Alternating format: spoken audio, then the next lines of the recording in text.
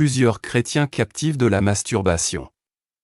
Aujourd'hui nombreux sont ceux qui sont esclaves de la masturbation et encore plus nombreux sont ceux-là qui sont tellement liés par la masturbation au point où ils ne pensent pas qu'il est impossible d'en être délivrés tellement à chaque fois ils retombent dans ce péché. Beaucoup sont assis dans les églises et sont encore dans la masturbation, beaucoup ont des postes à l'église et sont encore dans la masturbation, beaucoup sont chantres à l'église et sont encore dans la masturbation. Beaucoup jouent des instruments dans l'église et sont encore dans la masturbation et c'est vraiment triste qu'une personne souille autant toute une église par son péché car si un chantre vit dans la masturbation et chante des louanges à Dieu pendant le culte, que pensez-vous qu'il va se passer? Aujourd'hui le but de ce message est d'apporter une délivrance définitive à tous ceux qui sont encore dans cette pratique abominable afin que ceux-ci puissent sévir le Seigneur dans le rappel car beaucoup d'appelés et même de serviteurs de Dieu sont encore dans cette pratique et font tout pour résister mais rien retombe et toujours et, malgré cela ils évangélisent quand même étant souillés. Il est important de savoir et de comprendre qu'on peut être délivré définitivement de la masturbation mais cela ne dépend pas uniquement de la prière mais aussi d'un conditionnement spirituel et physique car l'on peut prier pour ta délivrance mais après tu retourneras toujours dans cette pratique si tu ne te conditionnes pas toi-même. Un des principes d'une délivrance c'est la prise de conscience et la radicalisation. La prise de conscience.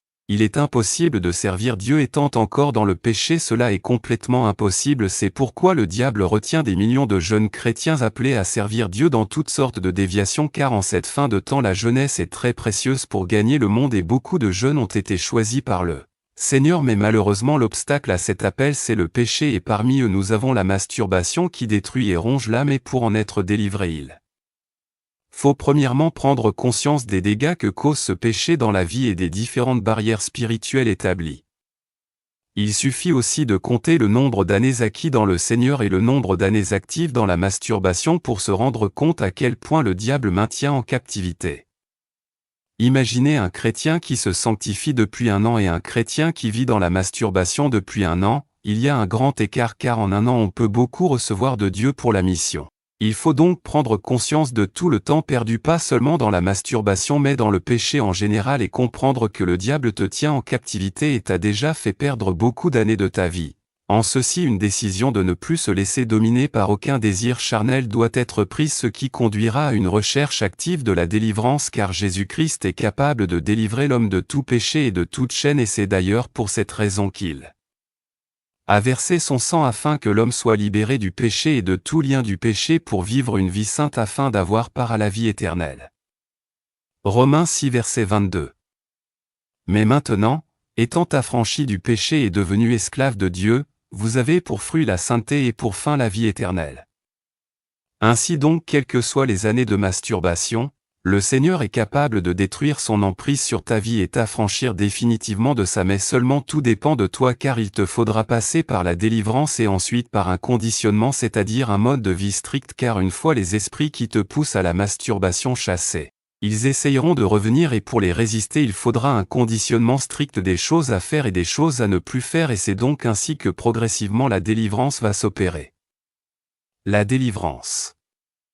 Nous savons bien que derrière ce péché se cache un ou plusieurs démons et la délivrance constituera à les expulser et à briser les liens qui leur donnent accès sur votre vie et pour cela il faut confesser non seulement ce péché mais tout autre péché afin que ces esprits ne trouvent aucun appui ou rester au moment de leur expulsion car la force du diable et la puissance des démons résident dans le péché donc la confession et le désir de ne plus jamais récompenser sont les fondements de la délivrance et si vous n'êtes pas encore baptisé il faut que cela soit rapidement fait et cela doit se faire uniquement au nom de Jésus-Christ car les démons ne craignent que ce nom c'est pourquoi il est dit, et quoi que vous fassiez, en parole ou en œuvre, faites tout au nom du Seigneur Jésus, en rendant par lui des actions de grâce à Dieu le Père.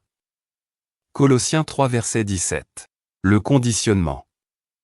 Bien sûr une fois les esprits expulsés vous êtes libre mais ceci n'est pas encore la véritable délivrance. 1 Pierre 1 verset 22 à 23. Ayant purifié vos âmes en obéissant à la vérité pour avoir un amour fraternel sincère, aimez-vous ardemment les uns les autres, de tout votre cœur, puisque vous avez été régénérés, non par une semence corruptible, mais par une semence incorruptible, par la parole vivante et permanente de Dieu. La véritable délivrance est la purification de l'âme de toutes les souillures. Plus votre temps dans le péché a été long, plus votre temps de purification sera également long. Toutefois, ceci n'est pas une condition sine qua non, car Christ est maître et souverain. Seulement, vous ne pouvez pas passer 1 ou 2 ans dans la masturbation, la pornographie, l'impudicité et toute forme d'immoralité et être délivré en une seule journée, car pour cela il vous faudra un conditionnement, et c'est pour cette raison que beaucoup retombent encore dans le péché, car l'âme a passé beaucoup de temps dans les ténèbres et doit maintenant passer du temps dans la lumière afin que la lumière chasse les ténèbres qui habitent encore en cachette. Le conditionnement est l'ensemble des mesures qui doivent être prises et observées pour maintenir un état de délivrance perpétuelle. Matthieu 12 versets 43 à 45. Lorsque l'esprit impur est sorti d'un homme, il va par des lieux arides, cherchant du repos, et il n'en trouve point. Alors il dit, « Je retournerai dans ma maison d'où je suis sorti, » et, quand il arrive, il la trouve vide, balayée et ornée. Il s'en va, et il prend avec lui 7 autres esprits plus méchants que lui, ils entrent dans la maison, s'y établissent, et la dernière condition de cet homme est pire que la première. Il en sera de même pour cette génération méchante.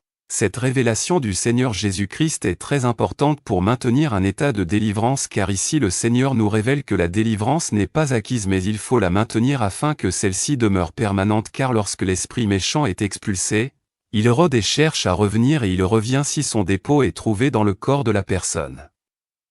Les yeux qui ont passé le temps à regarder des films abominables doivent maintenant lire la Bible pour recevoir la purification de l'âme. Lorsque vous passez des années dans le péché, l'âme est tellement souillée, et après votre délivrance, ses désirs sont encore en vous et vous devez les remplacer par les fruits du Saint-Esprit. Si vous ne priez pas, vous tomberez toujours. Si vous ne passez pas du temps avec les frères dans la communion, vous tomberez toujours. Si vous ne lisez pas votre Bible, vous tomberez toujours. Si vous ne jeûnez pas convenablement, vous tomberez toujours. Si vous ne coupez pas avec les distractions, vous tomberez toujours. Si vous ne vous séparez de tout ce qui peut vous faire tomber sur une image impudique pouvant activer des désirs charnels en vous, vous tomberez toujours. Si vous n'arrêtez pas de regarder le derrière des femmes en route, vous tomberez toujours. Si vous ne coupez pas les liens avec tout ce qui peut vous faire tomber, vous tomberez toujours. Si vous n'arrêtez pas de regarder des vidéos de comédie, bientôt ça ne sera plus des vidéos de comédie mais des vidéos abominables, et après vous êtes encore tombé, car les comédies rendent l'esprit faible. Ce n'est pas pour rien qu'il y en a aussi nombreux. Si vous n'arrêtez pas de passer des heures sur Facebook, TikTok, etc., bientôt des images impudiques viendront et des vidéos érotiques se pointeront et vous tomberez toujours. Si vous ne prenez pas une ferme décision de ne plus tomber quoi qu'il arrive, vous tomberez toujours. Pour une vraie délivrance, il faut un renoncement total, et tous ceux qui veulent véritablement être délivrés mettront ces conseils en pratique. Fermez les portes ouvertes. Vous devez fermer toutes les portes ouvertes dans vos vies, et pour cela vous devez les identifier et les fermer, mais aussi vous séparer de tout ce qui peut ouvrir une porte dans votre vie. Sachez, le diable combat activement pour récupérer une âme lorsqu'il la perd, et il utilise toutes ses stratégies. C'est pourquoi vous devez veiller à une repentance continuelle et à ne jamais dormir sans prier, ou encore à ne jamais dormir sans vous repentir convenablement de tous vos péchés, c'est-à-dire ce que vous avez vu, pensé ou pratiqué. Car le combat se joue dans l'esprit, et l'un des moyens de vous avoir, c'est dans les songes, car le diable viendra avec un songe dans lequel soit tu vois des personnes, soit c'est toi-même qui pratiques cette abomination, ou juste des couches de nuit, et c'est ainsi que le matin beaucoup de désirs charnels seront réactivés en vous et vous retomberez si rien n'est fait. Si vous faites un tel songe au matin, ne désespérez pas et tombez pas dans le chagrin, mais priez violemment contre l'esprit responsable et détruisiez tout projet pour vous faire tomber. Vous pourrez élever ces quelques sujets. Seigneur, pardonne-moi cette souillure que je viens de vivre en songe. Seigneur, pardonne-moi tout péché par lequel l'ennemi est entré dans la vie pour me toucher, et lave-moi et purifie-moi et ferme la porte ouverte dans ma vie au nom du Seigneur Jésus-Christ. Au nom de Jésus, je prends autorité et je déclare que toi, le démon responsable de cette attaque que je viens de subir, je te détruis par le feu au nom de Jésus-Christ. Que le feu de consumer brise ton pouvoir sur ma vie. J'ordonne au nom du Seigneur Jésus-Christ que tout projet de ténèbres pour me faire tomber dans le péché est effacé par le sang du Seigneur Jésus-Christ. Seigneur Jésus-Christ, enlève tout désir charnel en moi que l'ennemi a déposé afin que mon cœur ne se détourne pas toi. Seigneur, couvre-moi et protège-moi au nom de Jésus-Christ. Amen. Que le Seigneur vous bénisse.